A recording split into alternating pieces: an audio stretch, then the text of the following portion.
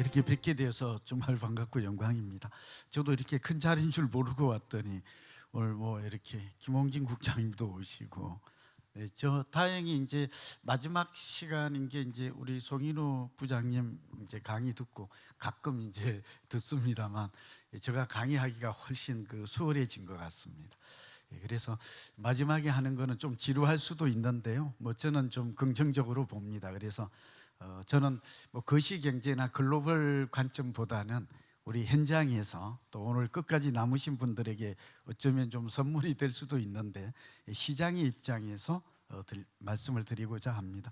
우리가 두 가지 사람을 꼭 만나야 된다고 합니다. 하나는 내가 최고가 되기를 기대하는 사람, 그리고 두 번째는 듣고 싶은 얘기를 알려주는 사람이라고 합니다. 오늘 또 저는 그런 사람이 되기를 바라면서, 저는 저의 생각보다도 좀 객관적이면서 우리 시장에서 늘 저는 현장에서 고객을 대하니까 어떤 생각을 궁금하게 여기는지 잘 알고 있습니다. 그리고 또 김 국장님이 이렇게 같이 함께 하시니까 이건 뭐 정부의 정책의 비판이나 뭐 글로벌 경제의 어떤 부분에 대한 분석보다는 있는 그대로 시간이 지금 많이 지났지 않습니까? 그래서 가급적 좀 임팩트 있게 짧게 좀 저의 얘기를 공유하도록 하겠습니다.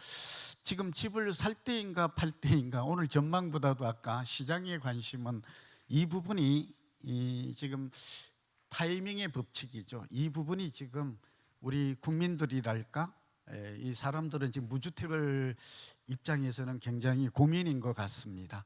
이 부분에 대한 설명을 지금 좀 저의 결론을 좀 요약해서 전하고요. 두 번째는 왜 그러면 지금 집값이 오르는데, 아까 송인호 박사님도 설명하셨지만 왜 지역적 차별화, 저는 이제 이걸 양극화라고 표현하고 싶은데요. 어쨌든 문재인 정부 들어서 양극화 해소가 가장 큰 정책의 방향이 되었기 때문에 그런 단어를 쓰겠습니다.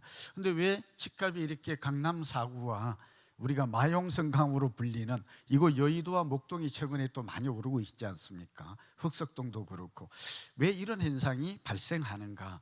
이 부분이 사실은 저는 뭐 정부의 정책에 대한 뭐 이렇게 전체적인 생각은 긍정적인 면도 있고 조금은 오늘을 계기로 해서 좀 아쉬움도 있다. 이 부분에 있어서 대통령께서는 뭐 아시다시피 집값이 안정되어 있다고 이렇게 말씀하셨지만, 지금 우리가 지역별 양극화 현상에서 바라보면 결코 우리 국민들은 흔쾌하게 이게 동의하기가 어려운 것이죠. 저도 전문가의 한 사람으로서 답답하기는 마찬가지인 거고요. 그래서 이 부분에 대한 얘기를 조금 드리고자 합니다. 그리고 요즘 아파트가 왜 이렇게 올라요? 이 질문 많이 합니다. 선생님, 아파트가 오르니까 무주택자나 실수요자들은 이제 빌라를 사도 되는가? 이 질문, 저는 이제 한양대에서 석박사를 직접 강의를 하고 있는데요. 물론 오늘 이제 지식이나 이론 기반에 대한 강의도 중요합니다만, 사실은 이제 우리 젊은이들, 지금 밀레니얼 세대가 주택을 많이 가장 사지 않습니까? 이 부분도 조금 정책 당국은 좀 주목해야 될 것 같아요. 그러니까 과거와 달라진 점 중에 하나가 5, 60대가 주로 집을 구매했는데 최근에는 3, 40대가 집을 삽니다. 그리고 왜 살까요? 왜 살까요? 이런 부분을 우리가 지금 이 세 가지 근원적 질문 안에서 문제점도 찾을 수 있고 해법을 저는 찾을 수 있다고 봅니다. 중요한 내용입니다만 시간이 제한되어 있기 때문에 그냥 제가 연구한, 저도 연구자의 한 사로 결론만 짧게 말씀드리겠습니다. 우선 집을 살 때인가 팔 때인가는 우리의 오늘 주제와 관련이 있죠. 전망 부분입니다. 이 부분은 뭐 거듭 아까 송 박사님께서 자세히 설명해 주셨고 아마도 많이 공감이 됐고 유익했으리라고 믿습니다. 저가 이제 한 가지, 저는 이 다음번에 있습니다만, 저는 이제 예측을 할 때 자수를 좀 보면서 교재도 있습니다만 잠깐, 우리가 이 연구자와 저처럼 이렇게 가르치는 입장에서는 부동산 경기를 단기, 중기, 장기로 이렇게 구분해서 살펴보는 그러한 습관이 좀 필요합니다. 이유가 있습니다. 언론도 늘 그렇고 사람들은 내년에 부동산 경기가 어떻게 될 것인가 이렇게 보지만, 사실은 부동산 경기도 일정한 사이클, 순환 변동이 있다라는 것. 다만 우리가 앞서 지금 말씀하셨지만 부동산 경기는 실물과 연계되기는 하지만 다소 진폭이 크고 불규칙한 특징이 있습니다. 이 단어가. 네, 이런 점들을 좀 감안하셔서 시장을 보시면 도움이 될 것 같고요. 두 번째는 우리나라 사람들은 주택을 한번 구매하면 평균 보유 기간이 얼마인지 아십니까? 국토부 주거 실태 조사 결과에 따르면 약 10.7년 정도 됩니다. 그러니까 말하자면 이 투기 목적으로 집을 사는 사람보다는 실수요자가 상당히 압도적으로 많다라는 것을, 적어도 주택을 구매해서 10년 정도 11년 가까이 거주를 했는데 굳이 투기꾼이다 이렇게 뭐 다주택자를 제외하고 이렇게 말하기는 어려운 부분이 있는 것이죠. 그래서 단기 변동은 지금 나왔지만 선행 지표 이론으로 우리는 어느 정도 예측할 수 있습니다. 그러니까 부동산 경기도 그렇고 일기예보도 그렇고 공통점이 있는데요, 잘 안 맞는다는 것입니다. 그런데 저의 얘기는 미래를 예측하기 어려운 측면도 있지만 단기, 중기, 장기로 이렇게 구분해서 보면 알 수 있는 예측의 방법이나 기법들도 있다라는 말씀을 좀 드립니다. 오늘 제한 시간이 지났는데 이런 것들이 거래량은 보통 1, 2분기 정도 이렇게 좀 선행하고요. 전세 가격, 미분양 추이, 인허가 물량, 여기다가 이제 입주 예정 물량이 좀 빠졌는데요. 경매 시장 이런 것들을 종합해서 본다면 저는 내년 시장은 이제 좀 안정 국면으로 갈 것으로 보입니다. 근데 요새 제가 인터넷에서 보니까 제가 좀 거짓말쟁이로 이렇게 되어 있습니다. 그래서 오늘 우리 연합인포믹스가 이 자리가 저는 참 소중하고 의미 있는데요. 올해 부동산 경기가 저는 안정될 것이라고, 다른 전문가와 다르게 시장 전문가가 많이 계시지 않습니까? 저는 그렇게 단언을 했는데, 그러니까 사이클 측면에서 이제 송 박사님 말씀하신 대로 저도 같은 생각으로 얘기를 했습니다만 결국 집값은 그러니까 양극화가 심화되면서 많이 오르고 말았습니다. 그래서 국장님 계신 데서 자꾸 제가 거론해서 그런데 이 부분은 저는 정책의 정교함이 다소 좀 떨어진 부분이 있다. 소위 시장 맞춤형 정책이 좀 나왔으면 하는 아쉬움이 있습니다. 자, 어쨌든 단기적인 예측은 이제 집값이 올라갈 수 있는, 그냥 거래량만 놓고 볼까요? 시간이 부족해서. 근데 거래량만 놓고 보아도 올해가 아직 한 달 남았습니다만 10월까지 거래량만 놓고 보면 서울 같은 경우는 거의 20% 이상 5년 평균이나 작년에 최고치를 기록했는데 지금 줄어들고 있거든요. 그러니까 거래량만 놓고 보면 이 거래량이 선행하는 지표임을 생각하면 가격이 계속 오를 수는 없는 법인데 시장이 지금 왜곡되어 있고 양극화가 쏠림 현상이 심화되고 있다. 그 원인은 저는 이제 공급 부족에서 찾고 있고, 또 하나가 다주택자를 규제하니까 소위 똘똘한 단체라고 그래서 뭐 학술적 용어는 아닌데 그렇게 씁니다. 이런 것들이, 그러니까 서울에 집이 4채가 거래가 되면 한 채 정도는 지방 거주자가 산다는 것인 거거든요. 20% 이상이 이렇게 넘습니다. 이런 점들은 우리가 좀 작은 문제인 것 같아도 원인을 한번 면밀하게 짚어볼 필요가 있다고 보입니다. 자, 그리고 이제 정부의 규제 정책이 사실은 긍정적 측면도 있죠. 투기 수요를. 그러나 아까 제가 잠깐 말씀드린 대로 지금 30, 40대가 집 사는 사람들이 유주택자일까요? 무주택자일까요? 그러니까 실거주를 목적으로 하는 자가 소유 목적일까요? 아니면 시세 차익을 노린 사람일까요? 이걸 구분하기는 어렵지만 현장에 있어서 느낌은 이 사람들이 지금 집을 사는 목적은 나도 집 한 번 사가지고 단기 시세 차익을 노린다, 이런 사람은 많지를 않아요. 오히려 안타깝게도 이렇게 살펴보면 지난 5년간 문재인 정부뿐만 아니죠, 전 정부까지 포함해서 집을 안 샀더니 통계가 이렇습니다. 전세는 서울 기준으로 2억 정도 올랐고 평균입니다. 매매 가격은 4억 올랐습니다. 그래서 상태가 어떨까요? 그러니까 자산 상태가 어떠하고 재무 상태가 어떠하고 심리 상태가 어떠할까요? 이 말에 지금 질문에 답이 있습니다. 멘붕입니다. 그리고 자기만 소외됐다. 그러니까 말하자면 전세값과 집값이 동반해서 많이 오른 바람에 무주택자인 경우는, 젊은 층 경우 특히 어떤 생각에 빠졌다고요? 내가 전세 대출을 받음으로 해서 빚쟁이가 되었고 집을 갖지 않음으로 인해서 나는 재산에서 나고자가 부익빈이죠.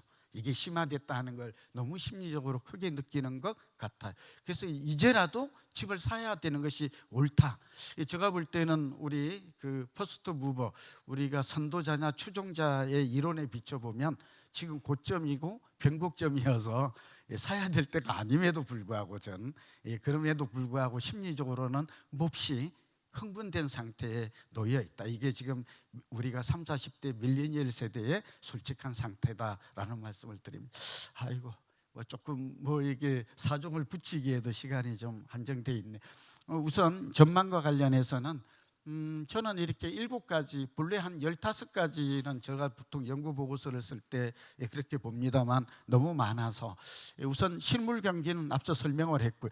경기와 부동산과의 관계는 당연합니다. 소득이라든지 이런 것도 연결되어서, 그러니까 일시적으로는 증폭이 있고 불규칙적이라고 그랬죠. 로버트 실러 교수도 이 부분과 관련해서는 중장기적으로 주식이든 부동산이든 이거는 평균 회귀 법칙에 의해서 초과 이유는 제로에 가깝다라고 합니다. 그러니까 지금 강남이 이렇게 재건축이 3배 이상 뛰고 이렇게 지금 집값이 많이 오른 것들은 사실은 이상과열로 비이성적 행태로 저는 그렇게 판단합니다. 그런데 아직 우리 경기가 안 좋은데 요즘 저는 이런 생각이 들어요. 대한민국은 그냥 이제 가을도 지나갑니다만 부동산에 푹 빠진 것 같아요. 온통 이렇게 정말 바람직하지 않은 현상이 왜 이렇게 오랫동안 지속될까, 그런 아쉬움을 하면서 이 얘기를 드립니다. 정책은 계속 규제가 강화되고 있고요. 그런데 이 정책이 저는 의외로 시장을 왜곡시키고 있다, 질서를, 이렇게 봅니다. 한마디 하고 싶은 얘기가 결국은 공급을 더욱더 서울만 놓고 보면 그렇습니다. 공급을 자꾸 분양가 상한제 말씀 분상제 했습니다만 이런 것들이 규제 일변도 정책은 늘 그런 효과가 있죠. 순기능이 있고 역기능이 있습니다만 아시는 거라서 그냥 지나가겠습니다. 그래서 이런 것들이 결국은 재건축 재개발 이런 것들이 공급을 줄이고, 이게 그런데 요즘 밀레니얼 세대는 똑똑해요. 정보가 많고 SNS 소통이 많거든요. 그리고 이 사람들은 이제 호갱노로, 나는 소외되면 안 되겠다, 나는 당하지 않겠다, 이런 심리가 우리 기존의 세대보다는 몹시 강하다 하는 걸 좀 느꼈어요. 그리고 확신이 들면 바로 실행을 합니다. 저희 같은 세대는 그러지 않았거든요. 근데 지금 그런 것들이 심리적으로 시장을 지금 우왕좌왕하고 요동치게 있다. 금리가 굉장히 변수인 것 같아요.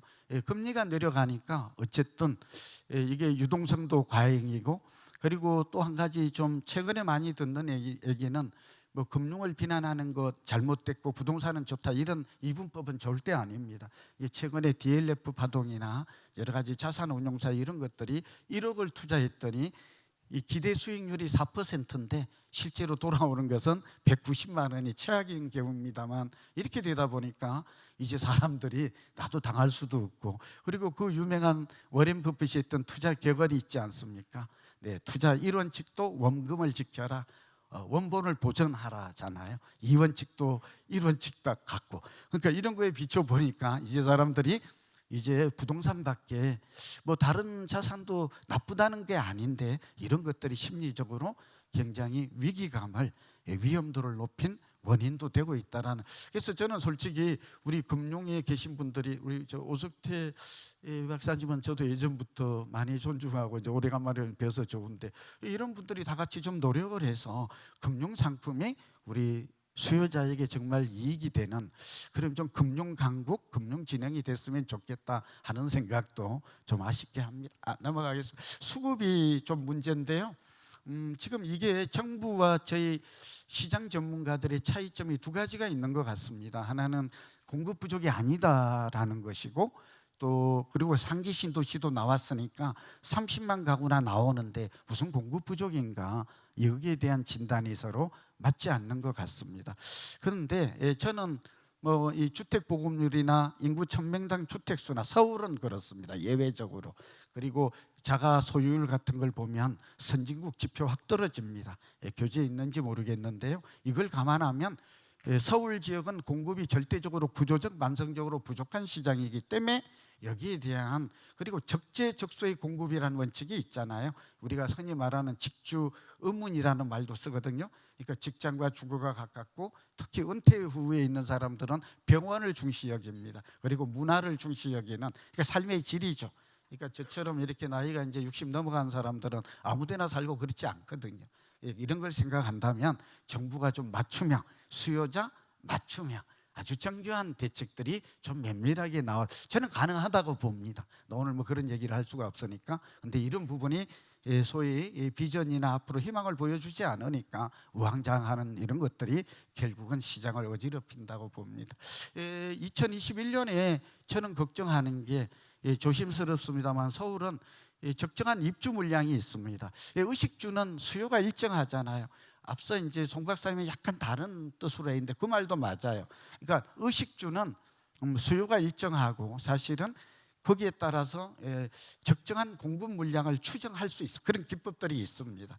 있는데 사실은 아까 송 박사님 말씀하신 대로 저도 이제 도움이 돼서 이 얘기를 쉽게 좀 꺼낼 수가 있는데 수요 곡선이 이동을 하죠. 지금처럼 투자 수요도 있을 수 있고 그건 세 가지 때문에 움직이는 거지 않습니까? 대체제가 있는가? 대체제가 있는가? 주거의 선호도, 기여도가 변화하는가? 그 다음에 상승 기대감이 있는가? 이 세 가지가. 근데 서울은 지금 아까 강남 4구와 마용성만 놓고 보면 수요 곡선이 급격하게 바뀌고 있는 것입니다. 이걸 정부가 좀 정책 당국이 알아서 대응했으면 무조건 투기만 잡고 규제만 하면 시장이 안정될 것이라는 생각은 올바른 해법이 아닌 듯 합니다. 저 말 좀 여기서 잠깐 어차피 시간이 부족하니까 아파트를 예를 들게. 지금 아파트만 많이 오릅니다. 왜 오르죠? 저희 경제학적 관점에서 부동산 시장을 보면 아주 간단합니다. 대체제가 세 가지가 있습니다. 하나는 대체제가 없습니다. 아파트보다도 더 나은 주거 상품이 있나요? 없습니다. 물론 10년 후에는 나오겠지만.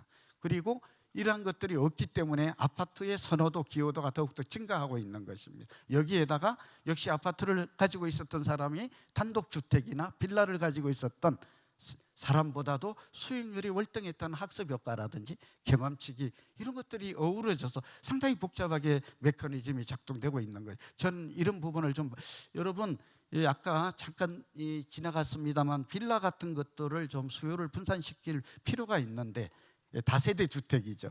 근데 이게 열등제입니다. 경제학은 너무나 정직해서 소위 말하면 우등제와 우리가 명품과 우등제와 열등제는 전혀 다른 가격 변동의 모습을 보입니다. 그러니까 강남과 마용성광은 소위 명품이 된 것입니다. 그래서 여기 베블렌 효과가 무슨 뜻일까요? 가격이 오르면 수요가 줄어들어야 되는 게 일반적인 건데 정상재화인데 그렇지가 않고 가격이 오르니까 지금 현금을 많이 가지고 있는 사람들은 오히려 더 사고 싶은 것입니다. 참 이게 지금 그리고 주거의 이동에 있어서 마지막 종착지가 결국은 주거 환경이 삶의 질이 높은 곳이잖아요. 그곳을 향해서 끊임없이 이동하는 거 그걸 어떻게 막을 수 있겠습니까? 그러니까 이런 현상들이 일어나고 있다는 물밑에서 이런 걸 거대한 물결이죠. 이런 것들을 우리는 놓치지 말아야 할 것입니다. 이 빌라 같은 경우는 열등제가 되어가 열등제의 특징이 뭐죠? 예를 들면 이런 것들을 많이 지으면 이거는 오히려 가격이 내리면 수요도 감소해 버려요. 기빈지 이론에서. 그러니까 좀 황당한 일이 벌어지는 거예요. 그러니까 내가 아파트가 오르니까 빌라를 샀니? 그랬더니 가격이 오르지도 않고 오히려 지금 이게 무슨 이게 양극화의 하나죠. 또 양극화를 예를 잠깐 지역별도 있지만 최근 들어서는 이제 상품별로 양극화가 아주 심화되지 않습니까? 지금 예를 들면 넓은 주택과 좁은 주택 간에 소형이 뜨고 있고요. 새 주택과 구주택 간의 가격이 벌어지고 있는 이런 모든 것들을 주거 트렌드라는 관점에서 바라보면 저는 지금 일어나고 있는 이런 현상이 이해가 됩니다. 부동산 경제학에서도 이런 것들을 잘 설명하고 있고 넘어갑니다. 투자 심리는 계속해서 한국은행도 보니까 주거 전망 지수가 높아가고 있는데 심리는 저도 여기에 전문가로 참여하고 있습니다만 사실은 전문가마저도 시장의 시류에 편승합니다. 올라오면 오른다 그러고 내리면 내린다 그러고. 그러니까 저는 심리 변수는 그렇게 믿을 만한 건 못 되는 것 같습니다. 지금 내년도에 다 오른다고 나타나 지금 전망하는 기관이 많은데요. 그러한 기관들도 다 심리가 계속해서 100이 기준인데 120이다 이런 걸 근거. 주택담보대출 저는 해외 부동산은 다행히 글로벌 조정기에 들어있다는 점으로 저는 안정될 것이라는 근거의 하나로 봅니다. 자, 또 넘어가죠. 그리고 그냥 여기 나왔으니까 바로 하죠. 뭐 시간이 제가 좀 짧게 한다 해놓고 또 시작하면 좀 길어집니다. 이해 부탁드립니다. 10년 정도 예측을 하는 게 중요한데, 우리는 뭐 인구가 2028년까지 정점에 이르지 않습니까? 그리고 가구 수는 2040년 지금 통계청이 발표를 합니다. 그리고 우리의 소득은 기획재정부가 2040년경이 되면 일본처럼 약 4만 불이 될 거라고 합니다. 일본과 우리가 한 20년 성장 격차가 있는 점을 감안하면 드리고 싶은 말씀은, 이 집값은 단기간에 변동성은 있겠지만, 아까 수요 곡선의 이동 같은 여러 가지 트렌드의 변화로 있겠지만 중장기적으로는 우상향할 가능성이 높습니다. 그러니까 주택 문제는 지금의 문제로 끝나는 게 아니라 서울은 2030년 또는 2040년까지는 계속 집값이 오를 확률이 높다라는 점, 그게 돈의 힘이 됐던 수급의 미스매치 어긋남이 되었던 간에 그렇게 보고 대책도 세우고, 우리도 개인들도, 저는 개인적으로는 2030년까지는 대한민국 수도 서울은 인구와 소득과 그리고 교통혁명이, 저는 문재인 정부가 잘한 것 중에 하나는 실소유자 위주로 재편한 점, 또 SOC 투자를 늘린 점, 이런 것들이 집값에 굉장한 영향을 주고 있는 거거든요. 서울 집값과 경기도, 인천 집값이 왜 이렇게 벌어졌는가? 수급의 문제도 있지만 결국은 주거의 삶의 질적인 요소가, 우리 이런 말이 있잖아요. 출퇴근하는데 1시간 58분이 걸립니다. 수도권에서는 평균이 1시간이 걸린다는 거잖아요. 통근 시간이. 그러니까 이런 것들을 돈으로 환산했더니 94만 원이 나옵니다. 국토연구원에서 결과가. 그러니까 이 많은 돈을 집값이 싼 곳에 있으면 사실은 결코 그래서 결론, 무주택자는 집을 가지는 게 옳습니다. 그리고 집이 많은 사람은 다주택자는 저는 좀 줄여라. 이제 부동산 경기도 계속 오를 수 없고 어느 정도 버블도 있다고 보는 것이죠. 저 말씀에 좀 동의하십니까? 네, 동의하시면 박수 한번 주시죠. 네. 뭐 여러 얘기를 해야 되는데 좀 넘어가겠습니다. 자, 그래서 집이 없는 사람은 집에, 요즘 강남에서 계속 쓰는 말이 좀 여러 가지 반응도 보여주시고 이렇게 집중해 주시니까 저도 좀 재밌게 하면, 요즘 가장 많이 쓰는 단어가 버티기입니다. 버티기. 그리고 여기 지금 여의도도 다 버팁니다. 한 90%. 그래서 나온 말이 존버입니다. 존버가 뭐죠? 존나 버티기 약자입니다. 좀 웃어주세요. 네, 시간도 피곤한데. 이거 비속어 욕설 아닙니다. 이 존버는 이게 거의 유행어입니다. 이거 비속어라고 하면, 이 말을 전해준 기자도 여기자인데요. 그런데 존버하면 A일까요? 하고 싶은 얘기가 지금 우리 실물적으로 2030년까지는, 서울은 2040년까지는 모든 지역이 그런 것은 아니지만 그래도 그렇게 손해볼 가능성은, 존버의 반대말이 존빠입니다. 존나 빠르게 하는 겁니다. 요새는 강남 사람들은 만나면 바로 파악을 합니다. 존버야 존빠야, 그러고 대화를 합니다. 네, 넘어가죠. 우리 그래서 뭐 이런 얘기는 쭉 나왔던 거고 넘어가고요. 저는 오늘 전망과 관련해서 앞부분에서 워낙 훌륭한 분들이 오 박사님이나 송 박사님께서 자세히 얘기를 해주어서 쭉 하죠.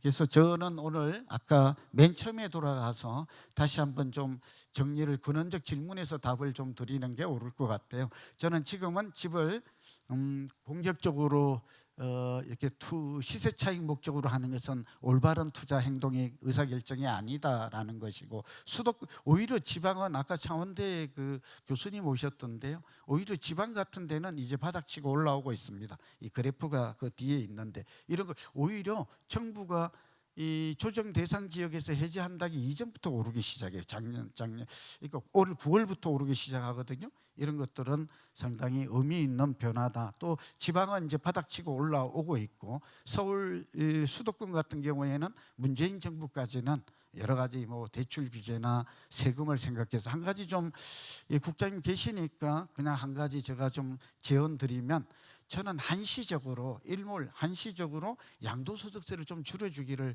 강하게 바랍니다. 사람들을 만나보니까 3주택 이상 다주택자는 이제 종부세도 많아지고 집을 팔고자 합니다.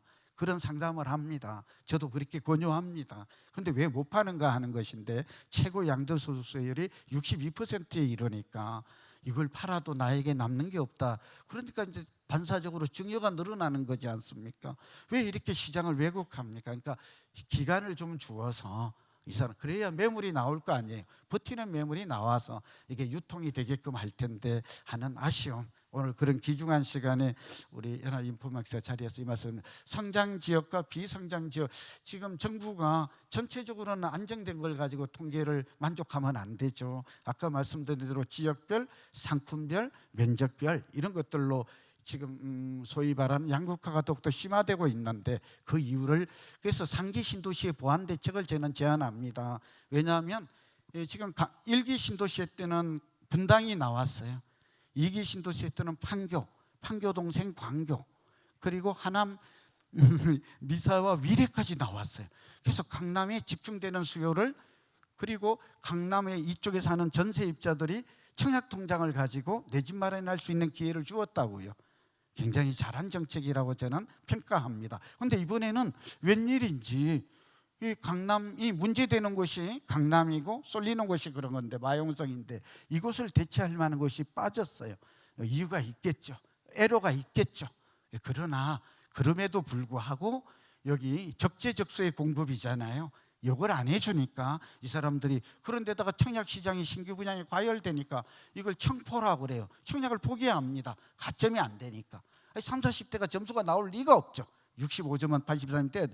이 사람들이 그냥 할 수 없네, 울며 겨자 먹기로 비싼 주택을 사고 있는 거거든요. 이게 과연 올바른 정책의 방향이고 효과인가 하는 아쉬움이 있습니다. 너무 국장님 앞에 너무 좀 세게 한 것 같아서 죄송한데, 저도 이 기회가 많지 않으니까 자 쭉쭉 넘어가고요. 그래서 이제 마지막으로 쭉 돌아가서 저도 이제 또 토론의 시간이 있으니까 요걸 한번 보시죠. 2013년부터 서울은 올랐습니다. 근데 서울은 오를 때는 초기에는 좀 낮았죠. 그런데 2015년부터 본격 상승을 시작을 합니다. 이걸 보면 그래서 그러니까 집을 샀어야 된다면 대응 전략을 하면 2015년에 샀어야 되는 것입니다. 슬금슬금 강남이 오르고 이럴 때. 그랬더니 지금은 오히려 이제 횡보하거나 정체될 가능성이 높다, 이런 얘기고요.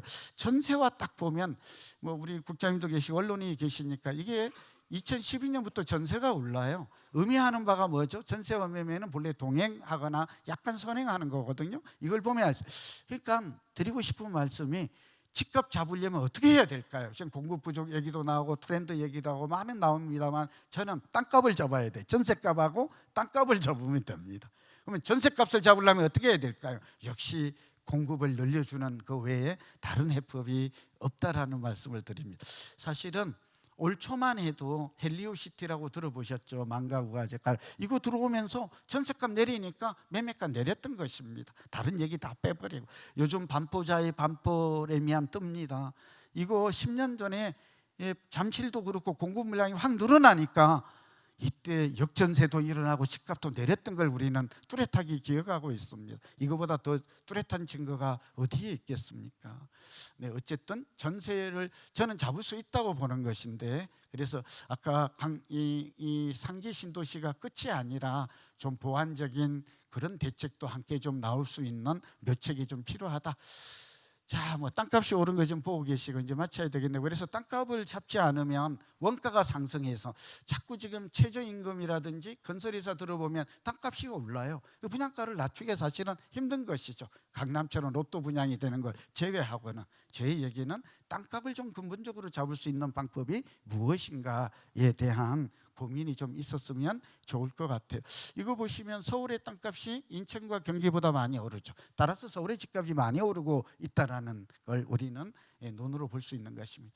아이고, 제가 여러분들에게 좀 선물로 드리는 게 맨 뒤에 글로벌 집값도 우리가 좀 관심 있게 주목해야 됩니다. 저는 서울의 집값이 하향 안정될 것이라고 예측했지만 안 되는 이유가 아까 전세가 안 내립니다. 그러니까 집주인 입장에서 버티는 이유가 뭔지 아시죠? 전세가 안 내리면 현금학고 면에서 집주인은 멸망할, 손해보는 길이 없어요. 한번 생각해 보세요. 전세가 안 내리는데 내가 그냥 집 좀 여러 개 샀다가 망해버렸네, 폭망했네, 이 얘기가 가능합니까? 2년 되면 자꾸 현금이 들어오는데 그게 가능하냐 해서 전세 안정, 그 다음에 이것도 보면 글로벌 집값 대비해서 보면 한국이 그렇게 집값이 또 높지가 않아요. 그러니까 또 국토부의 입장이 이해가 되죠. 우리만 오른 게 아니라 다른 나라는 더 많이 올랐거든요. 그러니까 이게 지금 글로벌 동조화 현상이 뚜렷하게 나타나는 거라서 우리만의 그 대응 대책을 내는 게 쉽지 않은 거라고 생각합니다. 10년 주기설은 상당히 이거는 경기연구원하고 제가 해서 했던 것인데 나름대로 추이를 보면 전세와 매매가 동행하고 있고 우상향하고 있고 한 5, 6년마다 집값 5, 6년 오르면 4, 5년 하향 안정된다.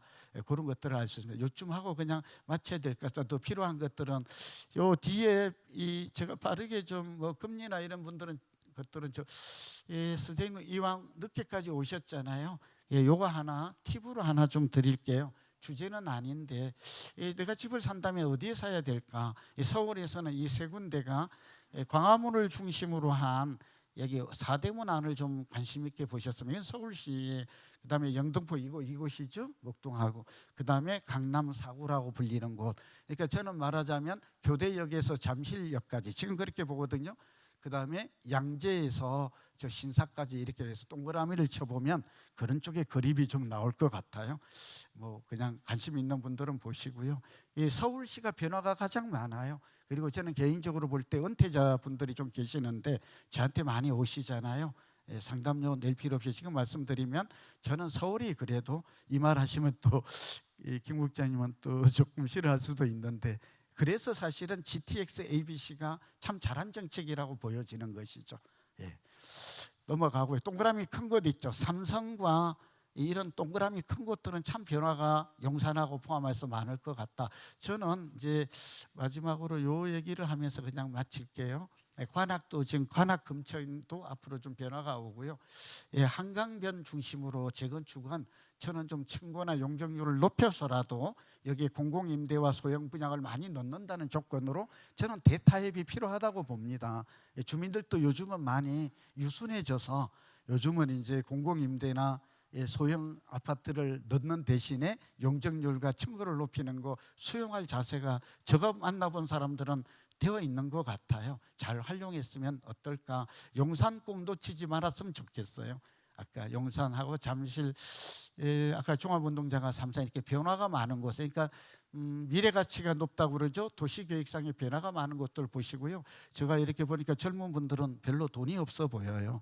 좀 웃어죠. 이분들을 위해서 제가 팁을 드리면 아까도 나왔습니다. 제가 좀 좋게 보는 것들 말씀을 드리면 뭐 하나만 좋게 보고요. 시간이 없으니까 빨리빨리 이게 참 주목해야 돼. 저는 GTX LBC 모짝이 이쪽이 교통 열세 지역에서 교통 우세 지역으로, 그러니까 교통 편의 창출 효과가 크거든요. 우리 사람이 할 수 있는 일의 가장 좋은 방법 알려드려요. 편성하는 것입니다. 밴드웨건하는 것입니다. 그러니까 정부나 지자체가 이렇게 GTX도 신교통망도 만들고 이럴 때 우리는 어떻게 해요? 그냥 올라타는 것입니다. 이게 가장 비용도 적게 들고 노력이 가장 경제적이고 정말 좀 이해되시죠? 그게 여기 지금 독산 중심으로 이거 쭉 보십시오. 저는 이 집값도 싸고 여기가 앞으로 굉장히 천지개벽할 거라고 보고, 이거 보세요. 신내라든지 파란거, 이게 서울시 관문도시 이런 지역들도 눈여겨본다면 내 집 마련할 수 있는 길은 좀 많을 것 같아요. 그리고 저는 이제 개인적으로 청량리, 뭐 제기, 회기 이런 지역들은 땅값도 싸고 집값도 저렴하기 때문에 결국 뭐 이렇게 마용성만 맞춰야 되겠네요. 이거는 제가 정부로부터 돈을 4억 원을 받았어요. 벤처 기술 자금으로 받아서 필요한 분은 그냥 사진 찍는 걸로 마치겠습니다. 그래서 이게 살집 팔집이라고 정부가 벤처 기술 자금과 이 공공 데이터 제가 경진대회에서 미래창에서 상을 받았거든요. 그래서 저도 이게 공익성도 있고 집값이 오를지 내릴지를 집값을 예측하는 그런 것들 해서 혹시 필요하신 분, 강남 1세기 아닙니다. 서울에 앞으로 이게 대지 지분이 넓고 땅값이 오르고 미래 변화, 인구 증가, 인구 구조의 변화, 소득 구조의 변화, 인프라, 교통 인프라의 변화, 그리고 행정 계획이 존재하는 것들을 관심 있게 본다면 우리 연합인포맥스에 오늘 독자분들도 그렇고 여러분들에게 큰 도움이 될 것 같아서 가지고 왔습니다. 재건축은 이렇게 됩니다. 자, 마치겠습니다. 시간이 너무 끄는 것 같습니다. 경청해 주셔서 고맙습니다. 네, 지금까지 고종환 한국자산관리연구원장의 발표 함께 하셨습니다. 꿀팁 많이 주셨는데요. 감사합니다.